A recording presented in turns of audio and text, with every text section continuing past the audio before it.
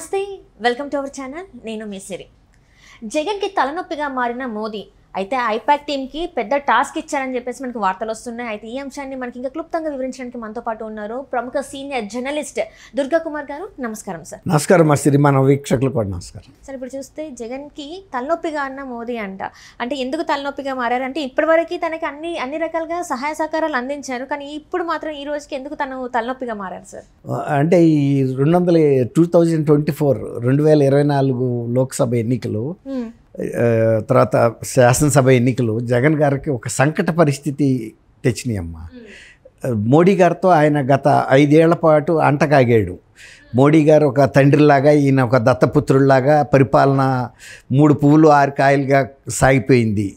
ఏ విషయం కూడా నోరు తెరిచి అడగకముందే ఆయన వైపు నుంచి సహాయం అందింది. అంటే ముఖ్యంగా రాష్ట్రానికి సంబంధించిన సహాయం అని కాదు, రాష్ట్రానికి సంబంధించిన పథకాలకు కాదు, కానీ ఆయన వ్యక్తిగతంగా కొన్ని ఇబ్బందులు, కొన్ని ఆయన మీద ఉన్న వ్యక్తిగత కేసుల విషయంలో అన్నీ కూడా చాలా జాతీయ స్థాయి కేసులు అవన్నీ. తర్వాత దర్యాప్తు సంస్థ కూడా ఈడీ, విజిలెన్స్, తర్వాత సిబిఐ అవి ఇట్లాంటి కేసెస్ ఆయన మీద దాదాపు ఒక 15-20 దాకా కేసులు పెండింగ్లో ఉన్నాయి. తర్వాత 45,000 కోట్ల ఆస్తులు జప్తులో ఉన్నాయి, ఈడీ జప్తులో ఉన్నాయి. దీనికి తోడు జగన్ వివేకానంద రెడ్డి గారి హత్య కూడా ఆయనకి చాలా ఇబ్బందికరమైన మైనస్ పాయింట్ అయిపోయింది. మైనస్ అంటే అక్కడ ఆ ఎలక్షన్ వరకు ప్లస్ పాయింట్ అయ్యింది. వాళ్ళు చంపింది చంద్రబాబు నాయుడు, లోకేష్ గారిని, ఇట్లా వీళ్ళని నిందించి ఆయన లబ్ధి పొందాడు అప్పటికి. కానీ ఆ తర్వాత జరిగిన పరిణామాల్లో అది కుటుంబ సభ్యులే చంపారు, వాళ్ళ కుటుంబంలో రాజకీయాలకి వివేకానందని హత్య చేశారనేది తేలింది. హత్య అనేది బాగా తెలిపోయింది. ఇక అది దాని మీద ఇంకా సందేహం లేదు. జాతీయ స్థాయిలో కూడా ప్రజలందరికీ కూడా అర్థమైపోయింది. ఇవాళ రాక మోడీ గారిని ఆయన విమర్శించాల్సిన అవసరం రాలేదు, విమర్శించే పరిస్థితి కూడా లేదు. కానీ ఇప్పుడు ఈ ఎన్నికల్లో మోడీ గారి పార్టీ బీజేపీ కూడా తెలుగుదేశంతో కలిసి పోటీ చేస్తున్నారు. ఆయన ఇప్పుడు వరకు విమర్శించింది చంద్రబాబు నాయుడు గారిని, పవన్ కళ్యాణ్ గారిని, వీళ్ళిద్దరిని బాగా టార్గెట్గా విమర్శించారు. తర్వాత వీళ్ళ కుటుంబ సభ్యుల్ని కూడా విమర్శించారు.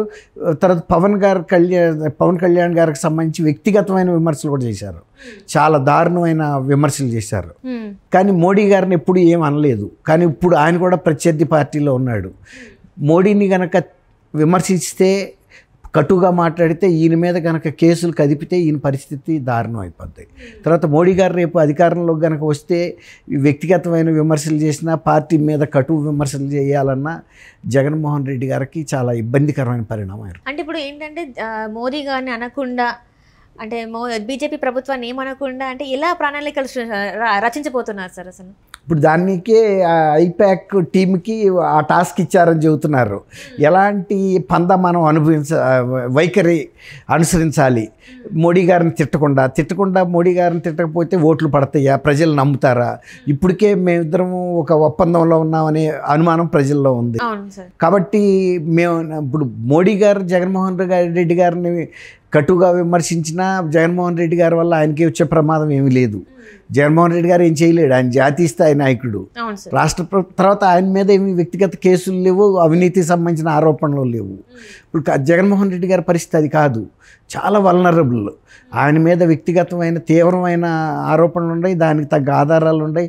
సిబిఐ చాలా సుదీర్ఘకాలం ఎంక్వైరీ చేసి దర్యాప్తు చేసి పుంఖాలుగా దర్యాప్తు పత్రాలు సిబిఐ కోర్టుకి సమర్పించింది. కేవలం అది విచారణకు రాకుండా అడ్డుకోగలుగుతున్నాడు, కానీ దర్యాప్తుని మొత్తాన్ని ఆయన స్క్వాష్ చేయలేడు, దాన్ని రద్దు చేయలేడు. కాబట్టి ఇవాళ మోడీ గారికి ఏమాత్రం ఆగ్రహం కలిగించే విధంగా ప్రవర్తించిన ఎన్నికలో దృష్ట్యా గెలవాలి కదా. ఇప్పుడు తనకి గెలుపు ముఖ్యమే. అట్లా అని దొంగకి తేలుగుడితే దొంగ అరవగలడా?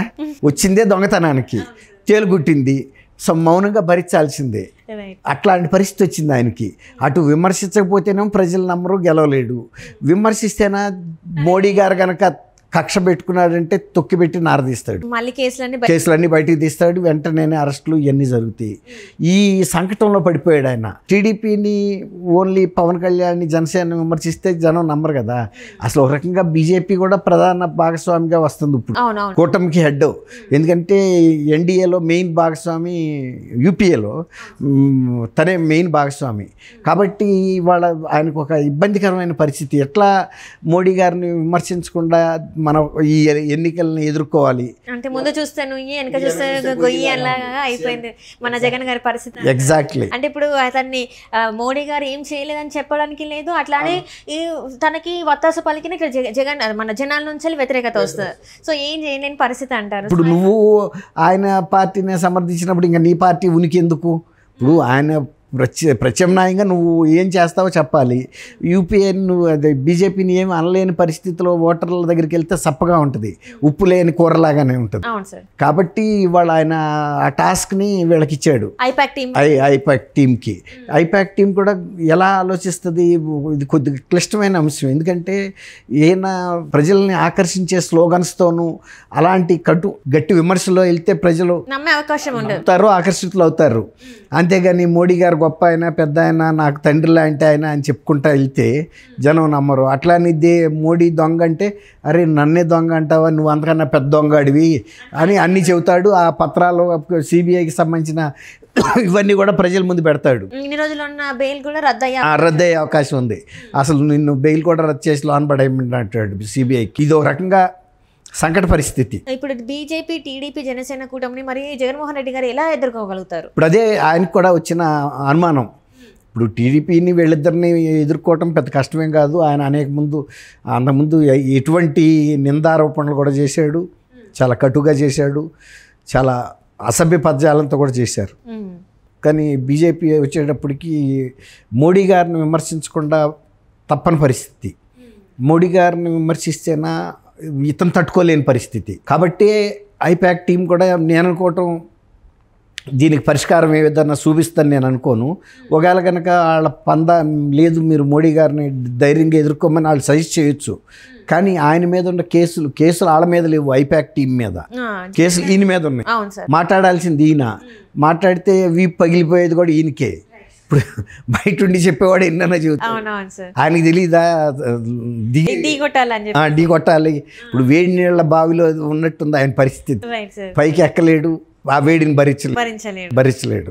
అంటే ఇప్పుడు చూస్తే చాలా వరకు బీజేపీని మాట్లాడాలి అంటే, బీజేపీకి ఎదురెళ్ళాలంటే ముందు రాష్ట్రం కోసం ఏం చేశారని చెప్పేసి జగన్ గారిని అడిగే పరిస్థితి ఉంది. ఇంకొకటి ఏంటంటే జనాల్లో కూడా బీజేపీని కొంచెం నమ్మే పరిస్థితులు లేనట్టు కూడా అనిపిస్తుంది కదా సార్, మరి దీన్ని ఎలా చూడాలి? ఇప్పుడు మీరు అన్నట్టు ఇతను ఏమన్నా చెప్పాలంటే కూడా రాష్ట్రంలో చేసిన ప్రగతి, అభివృద్ధి ఏం చెప్పలేడు.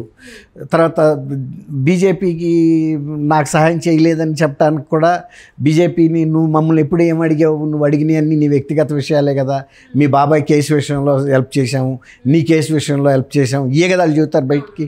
ఇప్పుడు ఏదైనా ఒక రాష్ట్ర ప్రజలకు సంబంధించిన ఏ అంశం నువ్వు మా ముందుకు తెచ్చిపెట్టిన ప్రపోజల్ ఏది అని అడిగారు అనుకోండి, జగన్మోహన్ రెడ్డి తెల్లముఖం వేయాల్సి వస్తుంది. కాబట్టి బీజేపీ దగ్గర ఉండాల్సిన ఆయుధాలు బీజేపీ దగ్గర ఉన్నాయి, అవి బయటకు వచ్చినాయి అంటే ఇంకా ఇప్పటికే ఆయన పరిస్థితి ఎన్నికల్లో ఘోర ఓటమని చెబుతున్నారు.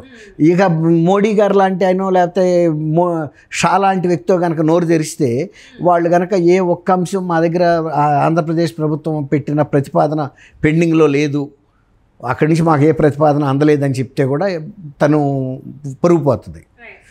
ఏ విధంగా చూసినా ఇబ్బందికరం. అంటే జగన్ గారి పరిస్థితి మాత్రం బాగాలేదంటారు ఈసారి ఈ పొత్తుతో.